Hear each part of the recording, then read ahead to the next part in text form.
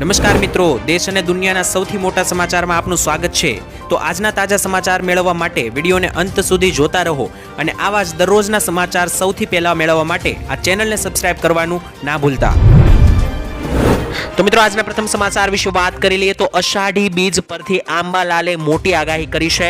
મિત્રો આપણે જણાવી દઈએ હવામાન નિષ્ણાંત આંબાલાલ પટેલે પહેલા હોળીની જ્યોતના આધારે આગાહી કરી હતી, ત્યારબાદ ટીટોડીના ઈંડા પરથી આગાહી કરી હતી અને હવે પ્રકૃતિની હલચલ અષાઢી બીજના આધારે મિત્રો આંબાલાલ પટેલે જે છે મિત્રો રથયાત્રાના દિવસે થયેલી વીજળીના આધારે કેટલીક સંભાવનાઓ વ્યક્ત કરી છે।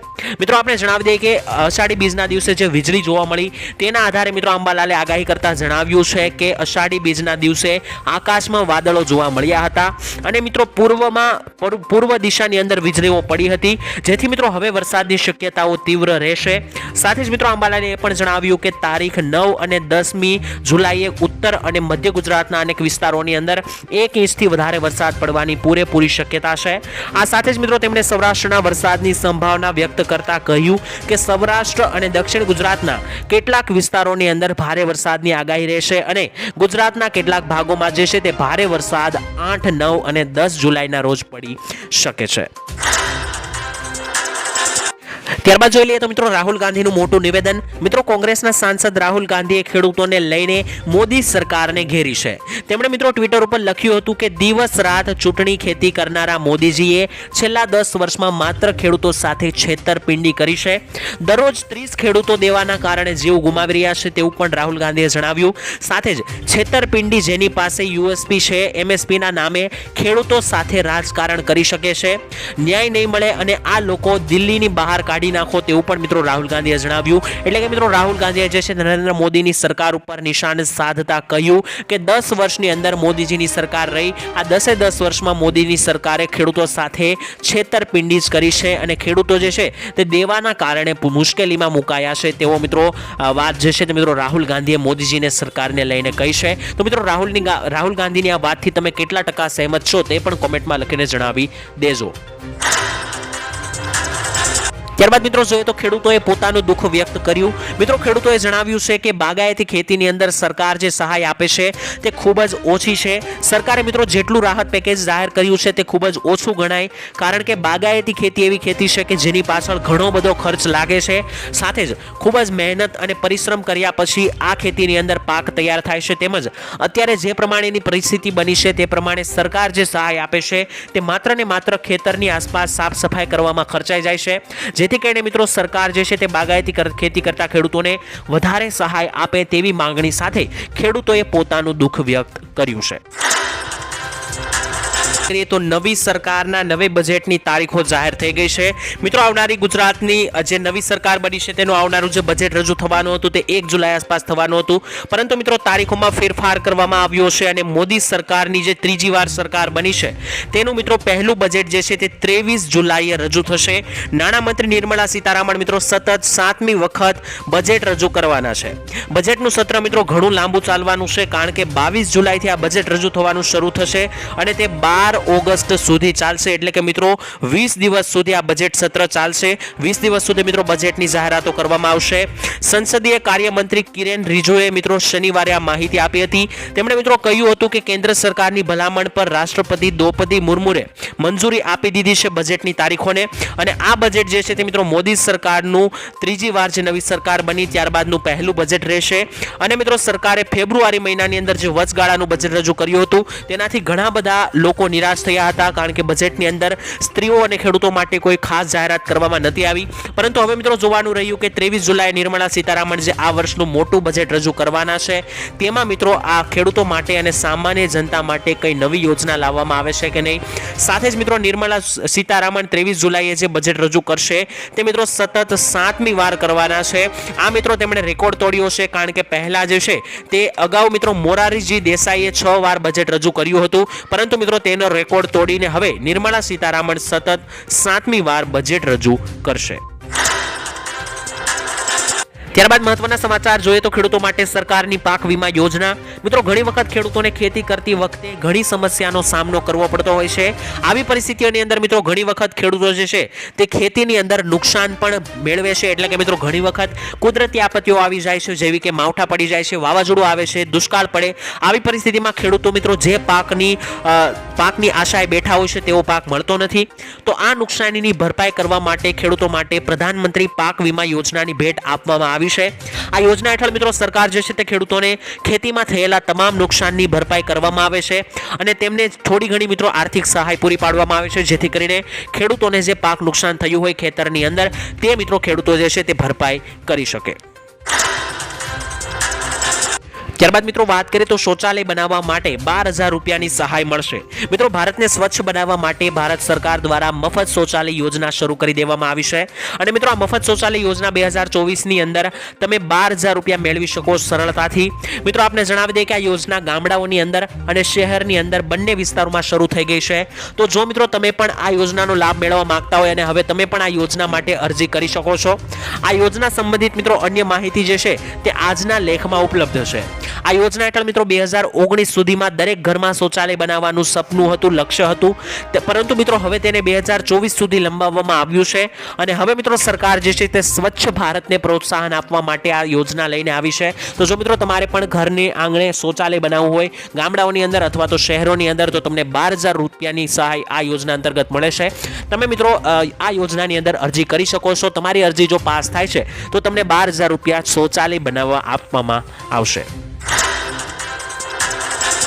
ત્યારબાદ મિત્રો જોઈએ તો ખેડૂતોને મળશે 50,000 રૂપિયાની મોટી સહાય. મિત્રો પ્રધાનમંત્રી સ્વનિધિ યોજના હવે ડિસેમ્બર 2024 સુધી લંબાવી દેવામાં આવી છે.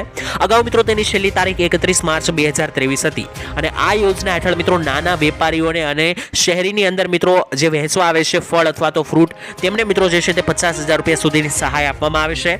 નાણાં મંત્રાલયે મિત્રો ટ્વિટર ઉપર આ અંગે માહિતી આપી છે અને કહ્યું કે જો કોઈ પણ શહેરી વિક્રેતા, મજૂર અથવા તો કોઈ પણ નાગરિકને કરિયાણાની દુકાન ખોલવી હોય અથવા તો ફળ અથવા શાકભાજીની દુકાન ખોલવી હોય તો તેવા વ્યક્તિને મિત્રો આ યોજના હેઠળ સરકાર જે છે તે 50,000 રૂપિયા સુધીની લોન આપશે. જો મિત્રો તમે પણ આ યોજના અંગે અરજી કરવા માંગો છો અને તમારે પણ કોઈ આવી દુકાન ખોલવી હોય તો 50,000 રૂપિયા સુધીની સહાય જે છે તે પ્રધાનમંત્રી સ્વનિધિ યોજના અંતર્ગત તમને આપવામાં આવશે અને આ યોજના મિત્રો ડિસેમ્બર 2024 સુધી લાગુ કરવામાં આવી છે. ત્યારબાદ મિત્રો જોઈએ તો પેટ્રોલ અને ડીઝલના ભાવને લઈને મોટી જાહેરાત, નવી જાહેરાત. મિત્રો મોદી સરકાર ત્રીજી વાર ચૂંટાઈને આવી ત્યારબાદ પેટ્રોલિયમ મંત્રી હરદીપસિંહ પુરીને પેટ્રોલિયમ વિભાગ સોંપવામાં આવ્યો છે. તેમણે મિત્રો એક મોટી જાહેરાત કરી દીધી છે. હરદીપસિંહ પુરીનું કહેવું છે કે આ વખતે સરકાર પેટ્રોલ, ડીઝલ અને નેચરલ ગેસ જેવા ઉત્પાદનોને જીએસટીના દાયરામાં લાવવાના પ્રયાસો કરશે અને જો મિત્રો સરકારનો આ પ્રયાસ સક્ષમ ગયો અને પેટ્રોલ, ડીઝલને જીએસટીના દાયરામાં લાવવામાં આવ્યા તો મિત્રો પેટ્રોલ અને ડીઝલના ભાવમાં મોટો ઘટાડો થઈ શકે છે. જીએસટીમાં આવ્યા તો મિત્રો ગ્રાહકોને મોટો ફાયદો અને પેટ્રોલના ભાવની અંદર મોટો ઘટાડો જોવા મળશે. જો કે મિત્રો સરકારો આ મામલે કેવો રિસ્પોન્સ આપે તે પણ અગત્યનું છે અને જો મિત્રો તેમને જીએસટીના દાયરામાં લાવવાનું સરકારનું આ લક્ષ્ય સિદ્ધ થાય છે, એટલે કે મિત્રો જો આ જીએસટીના દાયરામાં પેટ્રોલ અને ડીઝલ આવી જાય છે તો મિત્રો તમને 10 રૂપિયાથી પણ વધારે ઘટાડો જે છે તે પેટ્રોલ અને ડીઝલના ભાવમાં જોવા મળી શકે છે. ત્યારબાદ મિત્રો વાત કરીએ તો ખેતરની અંદર સરકાર આપશે ટાંકો બનાવવા માટે 72,000ની સહાય. મિત્રો ખેડૂતોને પાણીનો સંગ્રહ કરવા માટે મોટો ટાંકો જો બનાવવો હોય તો સરકાર તરફથી હવે આપવામાં આવે છે 50,000થી લઈને 72,000 રૂપિયા સુધીની સહાય, જેમાં મિત્રો સામાન્ય જાતિના ખેડૂતોને કુલ ખર્ચના 50% આપવામાં આવશે અથવા તો 50,000 આપવામાં આવશે અને જનજાતિના જે ખેડૂતો છે તેને 75,000 રૂપિયા સુધીની સહાય આપવામાં આવશે.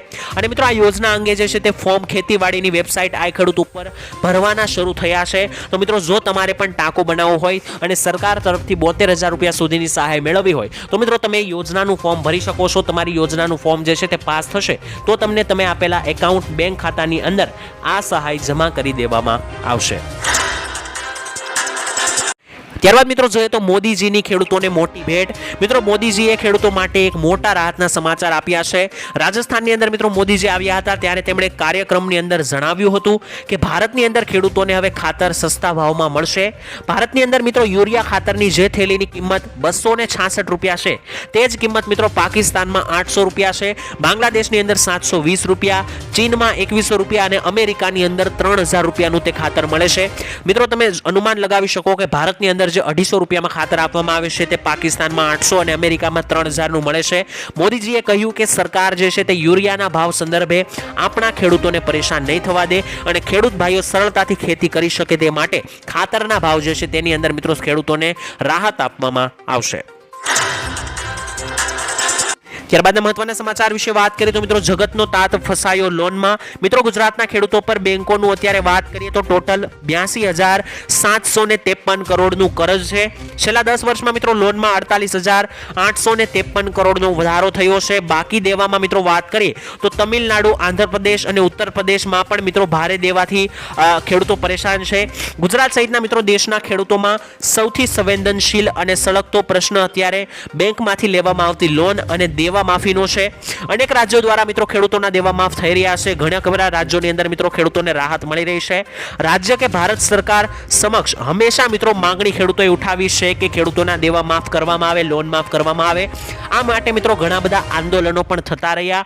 સામાન્ય રીતે મિત્રો ખેડૂતો જે છે તે બિયારણ, રાસાયણિક ખાતરની ખરીદી સહિતના વિવિધ કારણોસર દર વર્ષે અથવા તો ખેતીની સિઝન દરમિયાન વિવિધ બેંકો પાસેથી હજારો કરોડો રૂપિયાની ખેડૂતો લોન લેતા હોય છે. પરંતુ જ્યારે કમોસમી વરસાદ આવી જાય છે, અતિવૃષ્ટિ આવી જાય છે અને દુકાળ પડી જાય છે ત્યારે મિત્રો ખેડૂતોનો પાક સારો જતો નથી અને બેંકોમાંથી લીધેલી લોન પાછી આપવામાં ખેડૂતો સફળ જતા નથી. આમ મિત્રો ખેડૂતોની માથે જે છે તે લોનનો ભાર વધતો જાય છે અને ખેડૂતોને આત્મહત્યા સુધી મિત્રો જવું પડે છે. એટલે કે મિત્રો દર વર્ષે ખેડૂતોને દેવા માફીને લઈને ઘણા બધા ખેડૂતો પરેશાન થતા આવ્યા છે. ઝારખંડ અને અન્ય મિત્રો એવા રાજ્યો છે કે જ્યાં મિત્રો ખેડૂતોને રાહત મળી છે દેવા માફીમાંથી, પરંતુ ગુજરાત જેવા રાજ્યોમાં હજુ પણ દેવા માફીનો પ્રશ્ન યથાવત રહ્યો છે.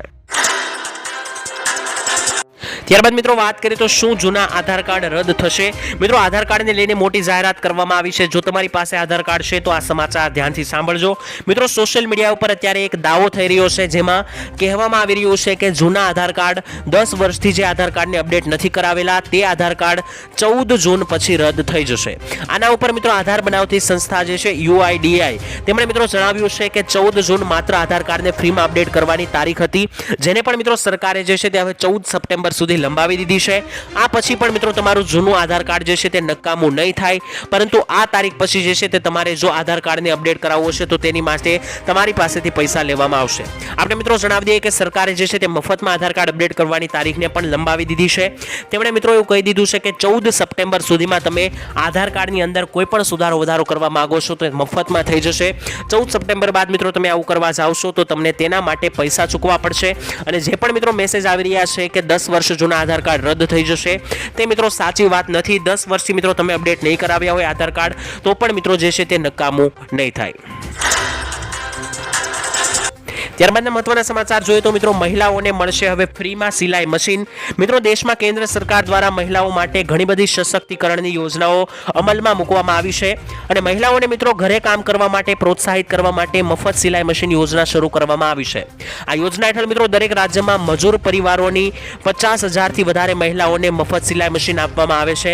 ત્યારે મિત્રો તમને જણાવી દઈએ કે આજે અમે તમને PM ફ્રી સિલાઈ મશીન યોજના 2024 સંબંધિત સંપૂર્ણ જાણકારી આપીશું.